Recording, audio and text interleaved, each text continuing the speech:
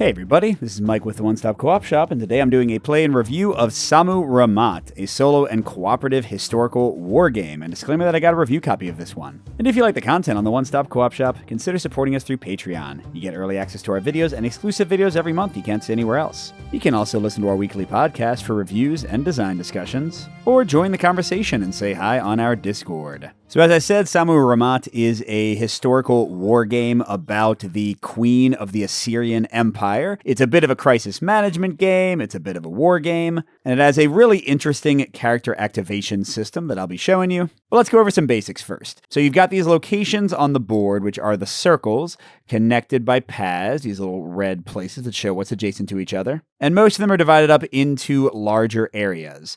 So Jerusalem, Tyre, and Sidon, by the way, sorry for my pronunciation, I don't know most of these places, are all part of the area of Canaan. And then Cyprus includes these two locations. Babylonia includes these three locations. And locations can hold enemy units, locations can hold your own units, which include yellow military units, and green, I think like priest units or diviners they're called. You also have supplies, which are orange cubes, and medicine, which are white cubes, which first of all can allow you to govern some of these areas. So you'll see right now I have one of these Ishtar gates in Egypt over here. And I have another one in Assyria, although it's kind of hard to see because there's 1 billion people in Assyria. That's my main capital and center of my empire. But building and maintaining these Babylon gates gives you consistent resource production, and it also determines which characters you have on the map, because besides Assyria, which has all 5 of these people associated with it, each of these other areas has one character associated with them, and when they are under your control, when you have a Babylon gate there, then you get that character as an option for you to activate on your turn, as you'll see later on. And there are just tons of these challenges, like so many scenarios, each with a unique setup, some with more characters in place, some with fewer, some bigger, some smaller, and they each have their own unique objective and also a little bit of narrative. Let's see what this one says. Stopping rebellion effort. Sammu-ramat needs to stop rebellion and therefore chooses to deport selected subjects and their families.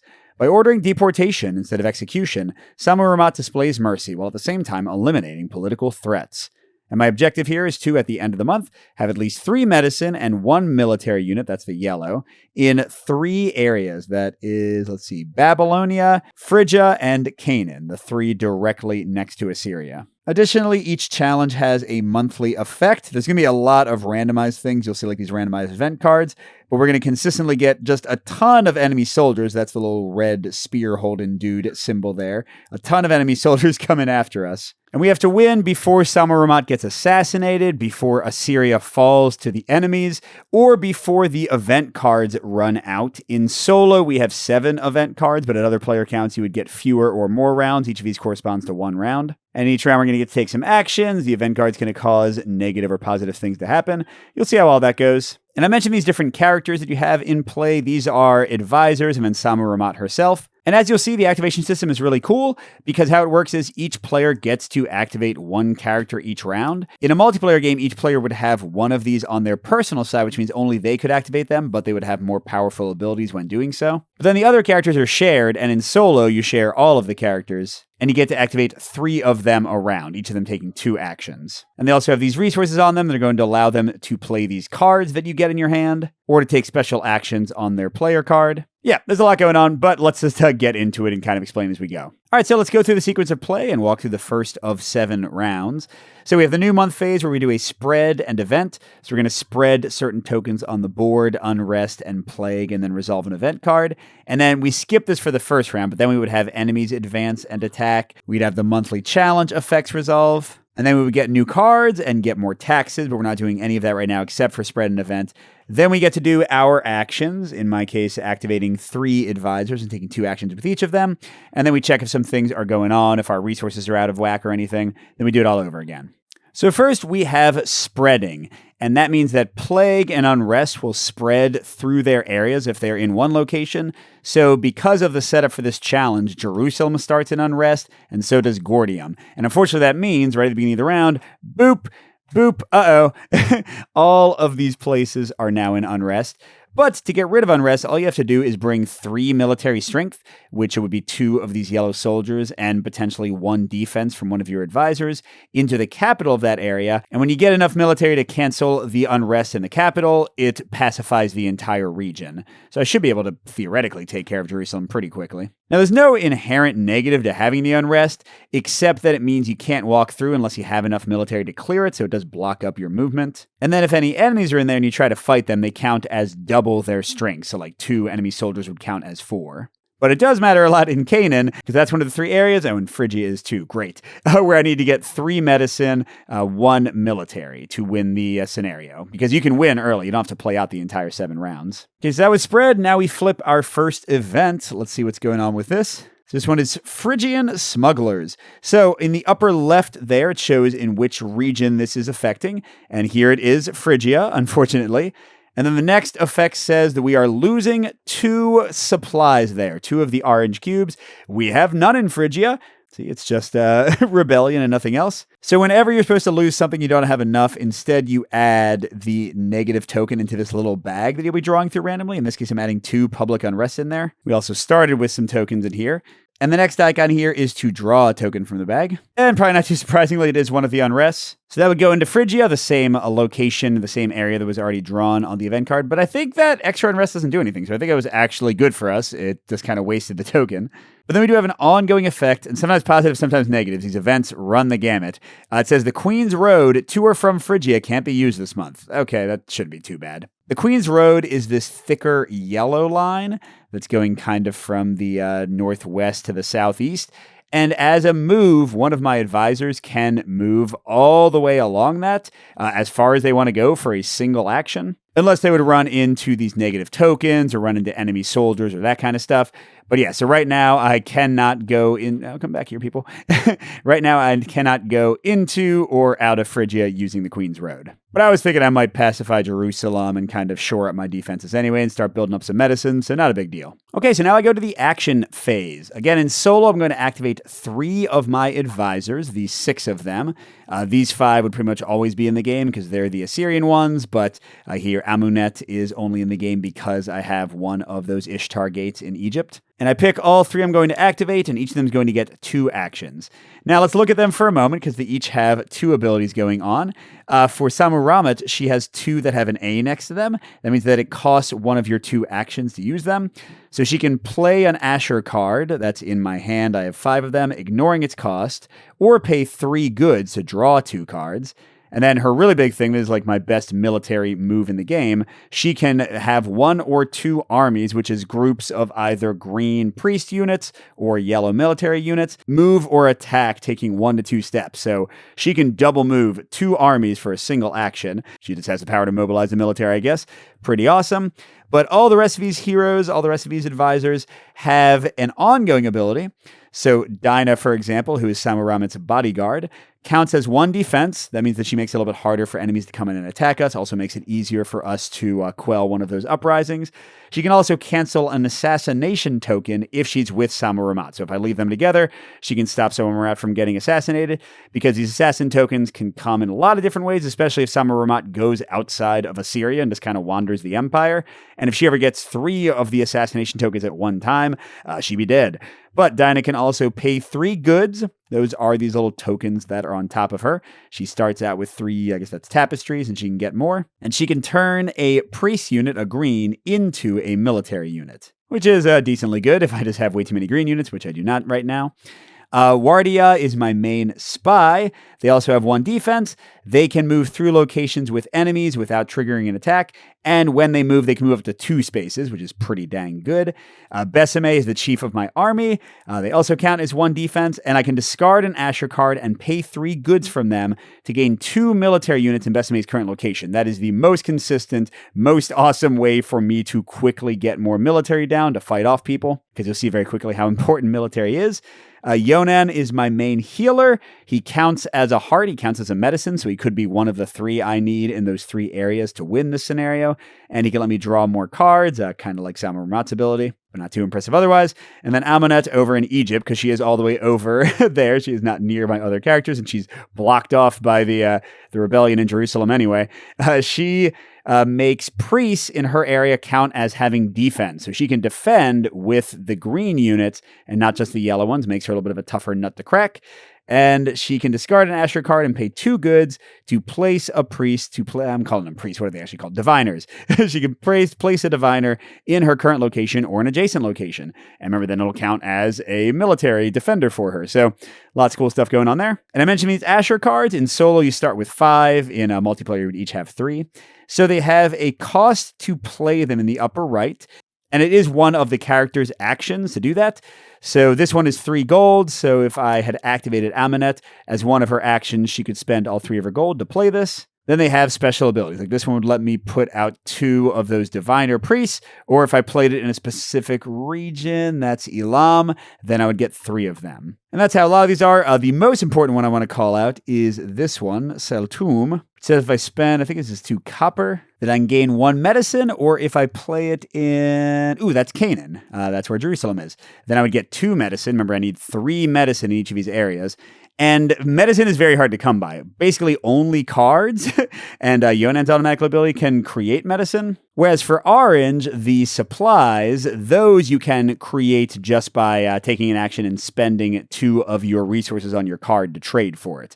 So a card like this is going to be incredibly important for me to be able to actually beat this scenario. All right, so anyway, who do I want to activate? So I want to send somebody with some troops to quell the uprising in Jerusalem. It would have to be somebody with defense. I mean, Besame seems like the obvious choice, right? Although I might want to send my military up to Urartu over here, because there are 4 enemies coming down, and there's a sword artifact. You randomly place these little items on the board that would give me tons of power in attacks. So if I could get there quickly enough with a strong military force, I could grab that. In fact, my spy can probably get right in there. I like that a lot. So yeah. Let's activate Wardia for one of mine, Besame for another, and then, I should probably do Sammu-ramat, right? Although actually maybe not, because I'm realizing if I can get over to Babylon, I can build an Ishtar gate. You'll see how very soon. But that would get me a 3rd area, would get me a new character for next round, a new advisor, and it would get me more resource generation. So I should try to do that. But that's right, I still want to go down to Jerusalem. All right, odd as it is, I think I'm going to actually activate Dinah, my bodyguard, as the last one.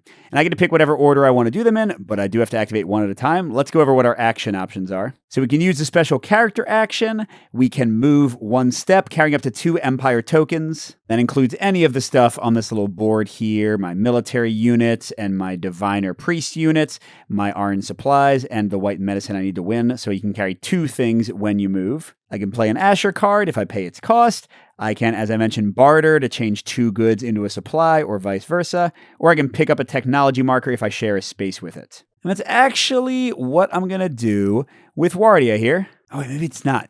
Crud. I had this whole plan where I was going to move them 2 steps in here to grab the sword and bring some troops, but they can only carry 2 units with them, and they only have 1 defense. And basically how enemies work is they will move in and attack if they exceed your strength being 1 for each military unit and whatever your defense value is. But the sword does not give me extra defense. It just lets me defeat enemy units when I attack for free. So I would have 2 units and 1 defense, and they would come in and murder us all. So let's change my plan some. Well, then instead, I'm going to send Wardia with 2 troops, 2 steps with his special power into Jerusalem. That gives us 1 defense from him, the spy, or her, him. Looks like a her, maybe. And 2 from the soldiers. So that's the 3 I need, and we have completely cleared out the uprising there. Hooray. And I still have 1 action left. What do I want to do? Well, actually, before I do the next action, I can take some free actions. Each advisor can take 5 a turn. And one of those options is to exchange goods 1 for 1. So Wardia has cloth, which is not what we need to play this medicine card I want to play. We need 2 copper. But as a free action, 1-to-1, you can freely exchange whatever resource you have for the resource that matches the region, which for Canaan is copper. So I'm going to take 2 free actions to exchange 2 of my fabric textiles for copper. And then for Wardia's second action, I'm going to go ahead and play Sailtum, where I, because I'm in Canaan, get 2 medicine into the area. Remember, we need 3 and 1 military here to have 1/3 of the scenario goal completed. Which actually makes me wonder, because to make an Ishtar Gate, to gain like full control over an area, you need at least 1 supply there, you need at least 1 medicine there, you need at least 1 military, you need at least 1 diviner. And I was planning to go do that in Babylon, but maybe first I do it in Canaan. Yeah, you know what? Let's do Canaan first. Okay, I'm going to send Dinah, my bodyguard. She is abandoning her person with this 1 extra diviner I had and this 1 extra supply we started with. And she'll take 2 actions to go join Wardia over here with these dudes. So now we've got everything we need, 1 of each resource basically, to build an Ishtar Gate here. That it doesn't happen until the end of the round. We don't check it yet, but we will benefit soon. My last person was Besame, and I am feeling a little bit light on troops. So let's go and use their power and discard 1 Asher card that I don't care about. I think this one to get supplies is probably the least useful, especially since I'm not going to go to that area to gain the benefits. So I discard 1 and pay all 3 of their goods to get 2 military units. And actually, you know what? Just to get around the limit of only carrying 2 people at a time, let's actually have them go here for their first action, carrying this 1 extra military. We can't take the 1 off of the Ishtar Gate, or we'll lose control of Assyria and lose immediately. But then we will add 2 more units. That gets us to 3, not quite enough to defeat those 4 red units coming for us. But we should be able to get some more resources on Besame in a second and do it again, get them a big army, and try to go in there and defeat those guys. So I've activated my 3 units, taking 2 actions with each. So now I go into the resolve phase. So I'm going to first check my Empire board and see if I need to return anything to the board. And how it works is you'll see like all these little arrows in here.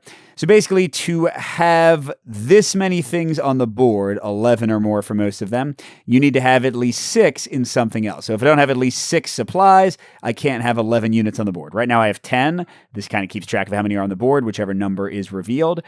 So even though I don't have 6 supplies, that's not going to hurt me. I couldn't have a bunch of supplies without diviners. I couldn't have a bunch of diviners without medicine. There is no limit to how much medicine you have. But anyway, none of that applies. Next, I check if Sammu-ramat is outside of Assyria. If she was, she would automatically take an assassination token as her enemies plot how to remove her from power. But she's safe right now. Next, I check for Ishtar Gate, and heck yeah! So we can put the medicine and the supply on Canaan, and we've got 1 of each unit on the region there. So boom!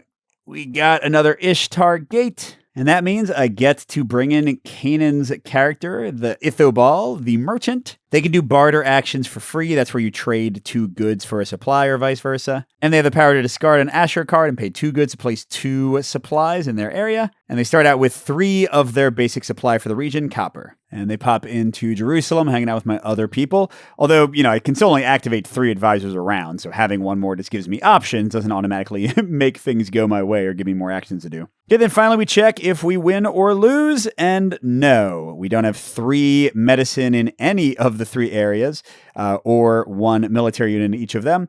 So nope, we are not there yet. But the game surely doesn't care. They're going to do nasty stuff to us. So first we have the spread phase. The uprising does not spread to other regions, so it's just still in Phrygia. Nothing else bad happens. And then we have a new event, assassination attempt. So we are getting 1 assassination token on Sammu-ramat, and unfortunately her bodyguard is not there. So she is 1/3 of the way to death. Although there is a healer character, I think that might be the Babylonian advisor that can remove those assassination tokens and heal her. But besides that was actually kind of a nice event. Nothing too much happened. But you know where a lot of stuff is going to happen? Enemy attack. So we are going to resolve the areas with enemies in a certain order, indicated right here. So we follow the ascending values, starting from 1 going down to 12. And each enemy unit is going to try to move to an adjacent space where they can attack somebody, where they have more strength. Remember, they are not going to attack in a war of attrition where everyone will die. And they will always also try to move closer to the capital of Assyria, Kalu. So here they have moved into Tushpa, where that nice sword I wanted is, and they're ready to come in and fight my army, although right now we are tied with 1 defense for my advisor and 3 military, so they actually would not come in. All right, then these guys are coming over here, just lovely. Oh, and these dudes are coming right here. And what's that? You thought Egypt was out of it? Nope, they're ready to get attacked as well. Although they've got enough strength with their priests from Amenet's ability. And the game ain't done. Now, we're in month 2. We add 1 enemy troop to Anshan, Meroe, and El Mali. Give me a break. Yep, and there they are. 1, 2, 3, just backing up these death squads coming in. And a unit will not move in if they can't exceed the power of this person there. But they'll wait. So let's say these two guys go into Thebes, and then eventually this third guy comes up. Maybe that'll be enough strength. Actually, it would be right now to conquer us. So we don't want to let that happen. Although I guess technically we don't care if Egypt falls. It's not part of our victory conditions, but it certainly wouldn't help matters much. But the last step of the new month phase is for us to each draw 2 new cards. Well, actually, it would be 1 card in multiplayer, 1 card each. But in solo, you get 2 new ones. Ooh, war heroes. Ooh, if I play it in Canaan, I'll get 2 extra soldiers, but I don't have any way to get that resource. Yeah, Phrygia makes it and Urartu, but we're not there. And then botanical medicine. Oh, this one's actually nice. It would put a positive token in the bag, but we would have to pay 2 textiles and we'd let us get some more diviners. And then I also get goods production. Yay! To get Besame more tokens to recruit more soldiers. How it works is you get 2 for every place that has an Ishtar gate. So because we got an extra 1 in Canaan, we're going to get 2 for 6 resources. And they are of the type matching the regions. We're going to get 2 copper, 2 gold, and 2 textiles. You can only ever get a max of 6, so even if I had more Ishtar gates, it would not help me out here. And let's see, what do I want to do with them?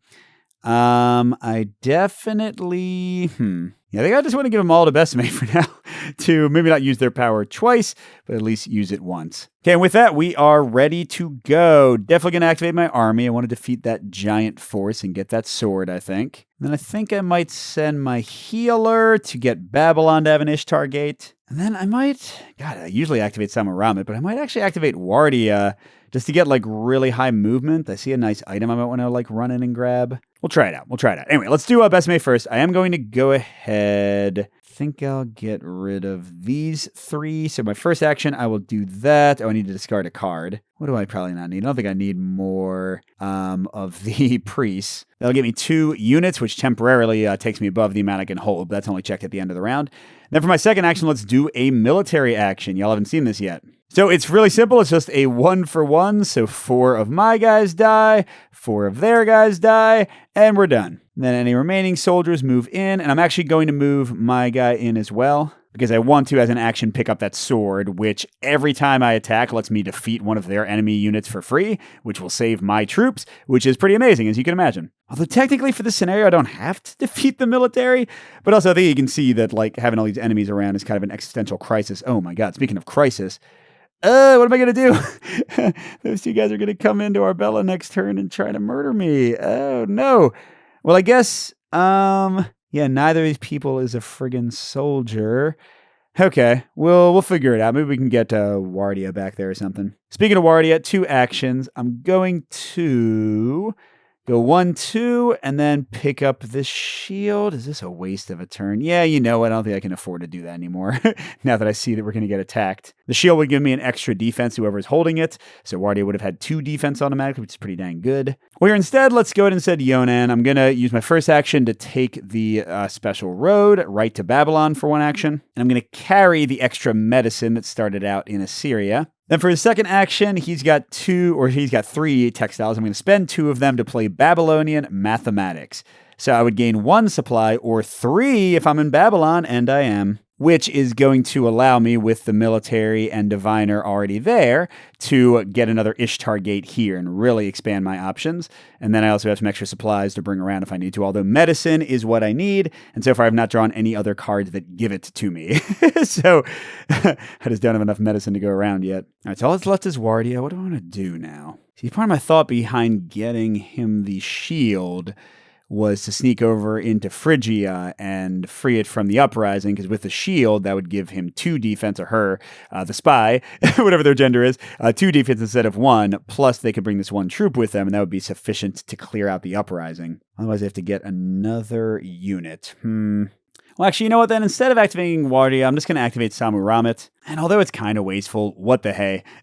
I'm just going to go ahead and play these with her special power, where she can play a card ignoring its cost, so she just plays it for free, to get 2 new military units co-located with her. It's not quite as efficient as it could be, but what the hey, I need defenses and I need some units for my people to play with. That means that Arbel or those guys can't come in and conquer my entire empire. It is what it is. This moved me down to only one card, though, before I draw 2 more next round, so that kind of sucks. Okay, our Empire board is fine. We're close to 11 units, but we actually have enough supplies to maintain that anyway. Sammu-ramat doesn't get further assassinated. Babylonia has a new Ishtar gate to play with, which means we get, here's what I was talking about. Lilith the Herbalist. Ooh, she counts as a medicine. Hey, one more towards completing this scenario. Once per month, she removes an assassination automatically if she's in the same location as Sammu-ramat. Ooh, look at her, Lilith. I didn't realize I needed you as much as I did. I had her last game and I forgot. Pay 3 goods as an action to change 1 supply into 2 medicine. That is a victory point gold mine right there. Yeah, Lilith is gonna... I got extra supplies too. Heck yeah. Let's get her some more goods next round. We can have her spend 2 actions to get us 4 medicine. That'd be 2 for here, 1 more for here. We'd still need 3 more for Phrygia, but we can make this happen as long as we can survive the onslaught, which is the more problematic part. But we did kill the biggest army, and again, Egypt, they can just die. I mean, in fact, I might even want to... I could abandon Egypt and lose the gate there just to take this 1 medicine here, because it would do more good elsewhere, theoretically, especially now that if I can get Phrygia to have a gate, then I'd still be getting 6 resources every round, so I'd still be getting my maximum in a safe way. All right, but spreading, nothing yet. New event, signs, and omens. Oh, we have to resolve a raid token in, Assyria. Okay, but if we survive, Sammu-ramat can take +1 action this month. I like that. Okay, so a raid causes any enemy units that are in or adjacent to the area indicated to move 1 step towards that area's capital, attacking no matter how much defense they have. So, these dudes bump right into Arbella, but luckily that one is the one that attacks no matter how much defense they have, so they are not going to attack right here because we've got 1, 2, 3 military. Yes, the one on the gate counts, so they will just hang out there for now, although they will try to move over and kill somebody they can kill if they get a chance, but they will not move farther away from the capital there, towards my capital of Assyria. So unless I leave them a tempting target right here, they'll just hang out for now. They're not going to hurt us. And yeah, I get 3 actions with Sammu-ramat. That's amazing. I can just move my military, if I have any military. Have to get Besame making some more. I can move my military in insane fashion with that. Okay, but then enemies attack. So these guys go into I think that's where Gilgamesh was king of in the Epic of Gilgamesh. They can't move in. They should have actually been first.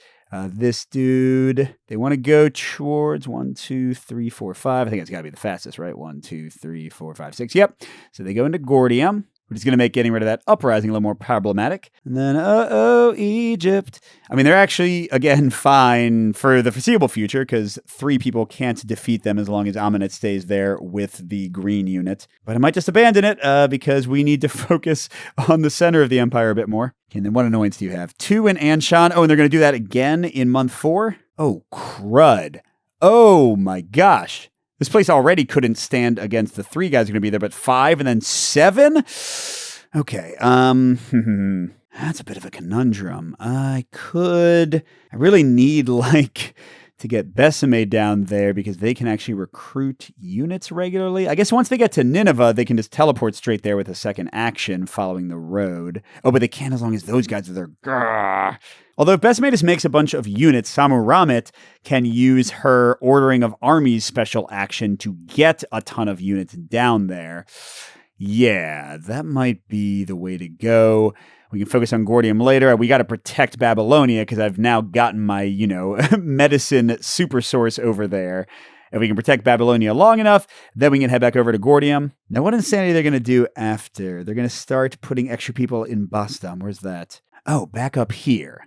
That's honestly, that's okay. Yeah, because that seems like it'll be slow enough.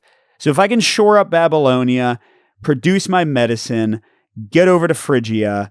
I don't even technically have to free Phrygia entirely, get to Gordium, because the challenge specifically says 3 medicine and 1 military unit in the region, in the area entirely. It doesn't say I have to have, the capital taken care of. Wait, we'll think about that later. I get 2 more cards. This one will just give me 2 gold.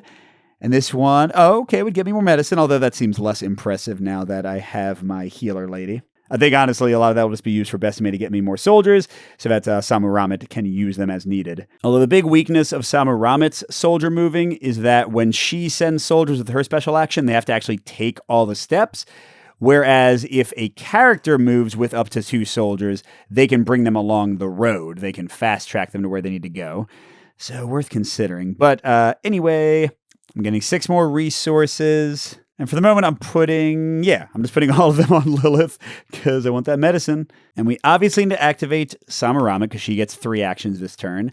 We need to activate Lilith to get the medicine train going. And then I think Besame, I think it's all we have time for, unfortunately. We're in kind of too much of a crisis to worry about anything else.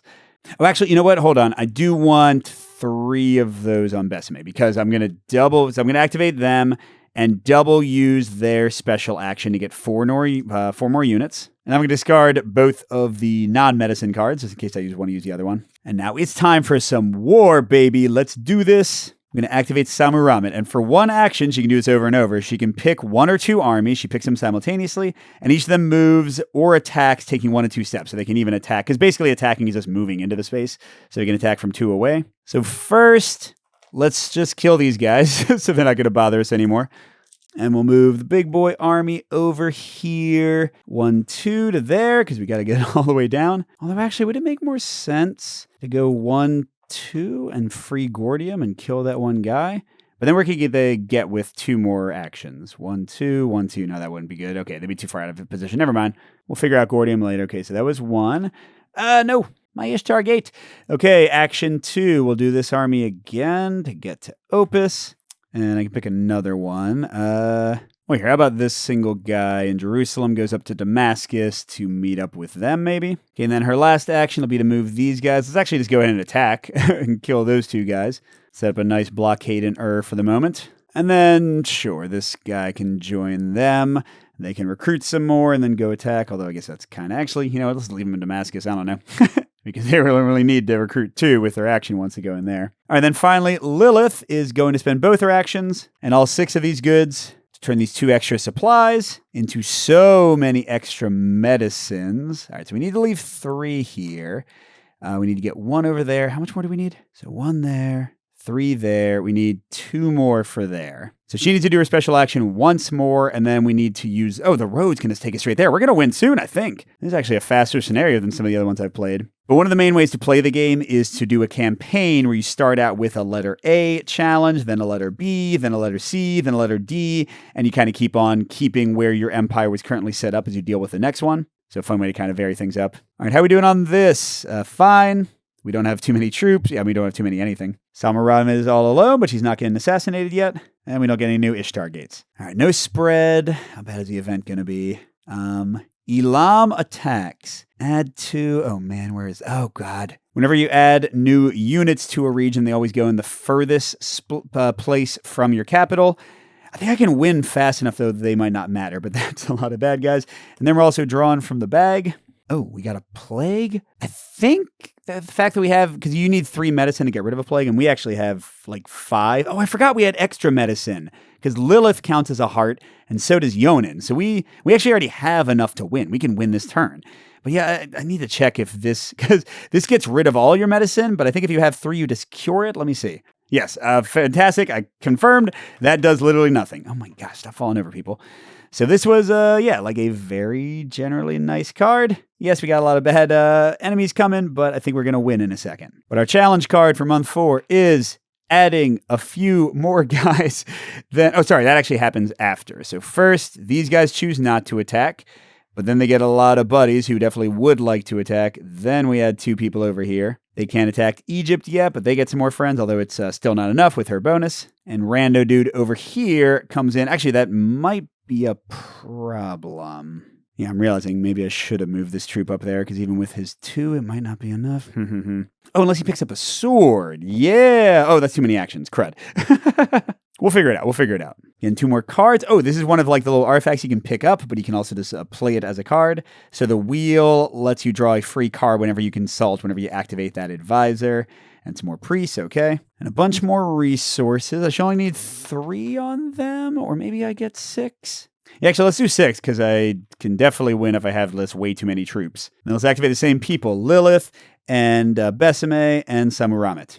Our Besame is going to be super boring just to bring out 4 troops, because we got to win this thing. Then I'm going to activate Sammu-ramat. She will move, I don't know, this army and this army. So these 4 will go in, defeat that guy, and there's still 3 of them to get rid of the unrest. And then this guy will join them, because why not? And then for her second action, unnecessarily, but it's kind of cool, we'll go in here and free Gordium Phrygia completely. Oh, crud, I don't have any way to get the 3rd medicine to here. And I got rid of the card that would have let me. Okay, here's what we'll do. For our last activation, we've got her, Lilith.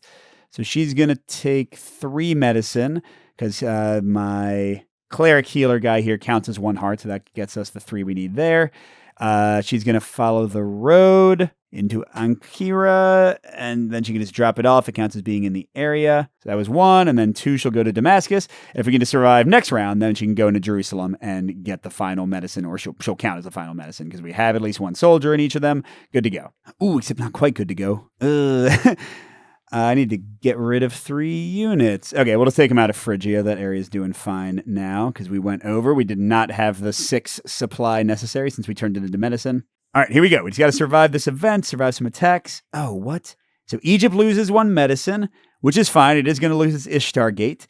And then it also gets some unrest. But no, it doesn't, because her ability makes the priest count as 1 defense. So we've got 3 there, so that part is ignored and nothing else. So yeah, the gate will be going away, but besides that, they're doing okay. Okay, enemies attack. They can't come in, but these dudes 100% can, although there's only 2 of them left, so the initial force won't be able to invade. And now it's round 5. 2 soldiers in Bastam. Oh, we have to draw from the bag? Uh-oh. Oh, so these guys in Bastam will, by the way, murder my guy, and then you won't be able to activate them anymore, clearly, if they move in. But the bag is going to affect Egypt. I think that part's fine. Oh, it's an uprising in Egypt? No, it's not. They have 3 defense. Haha. And yeah, I think that's it. We don't have to play out the rest. She just moves into Damascus. She counts as a 3rd medicine. We've got 3 medicine here. I mean, I think, it says they count.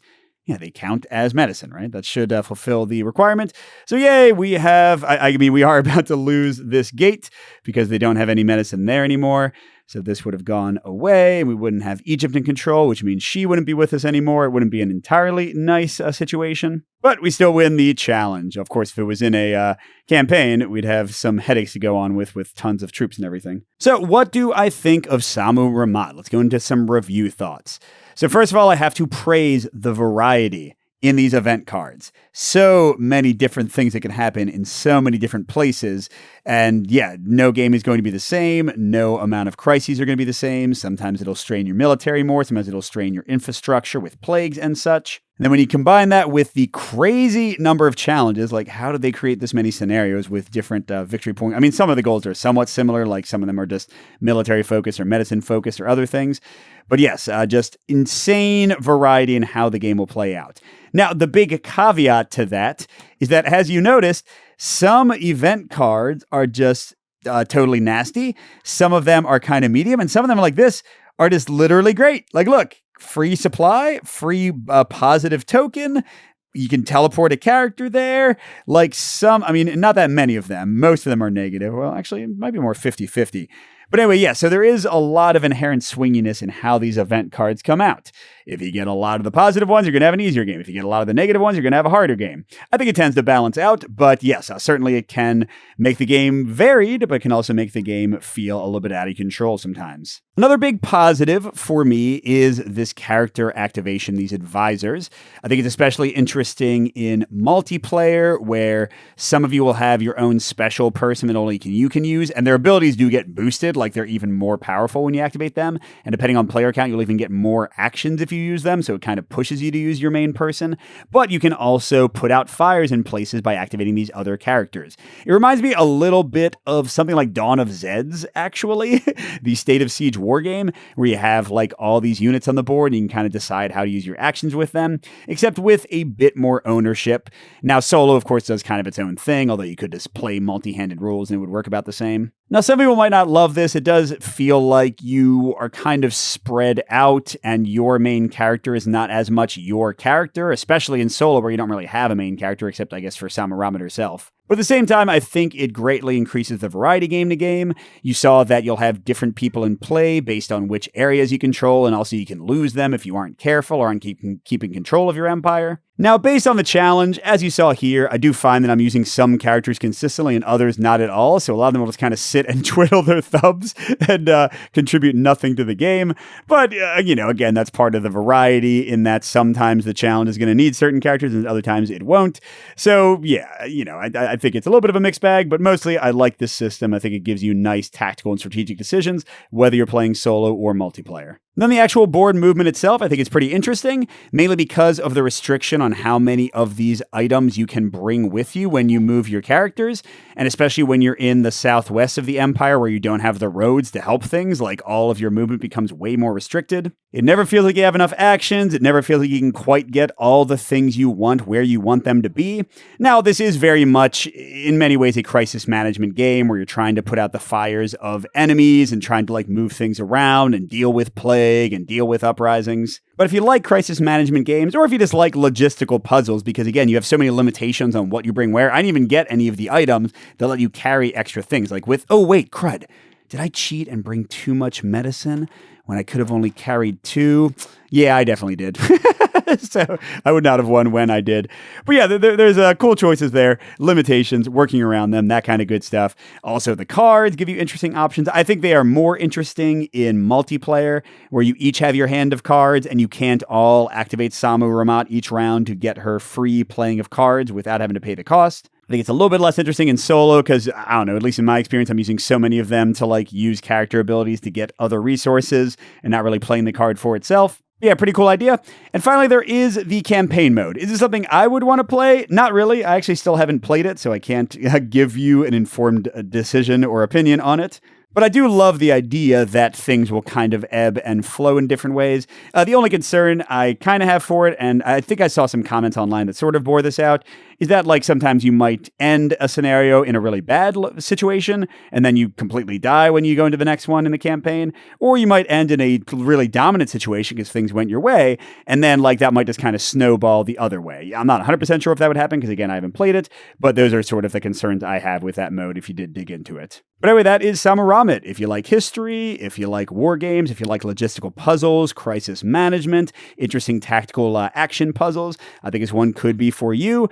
But again, beware of the swinginess, beware of the potential for feeling like you don't own a character or some sameness in how you use your characters, frustration with the tactical puzzle and moving it correctly and losing the game because you couldn't actually carry as much stuff as you carried. But yeah, solid game overall. Hope you enjoyed it. Thanks for watching, everybody. And a special thank you to our biggest Patreon supporters, J. William F., Steve Wren, Pedro Lucas, Miles, KCW, Andrew R., and Chris C. We'll see you at the next stop.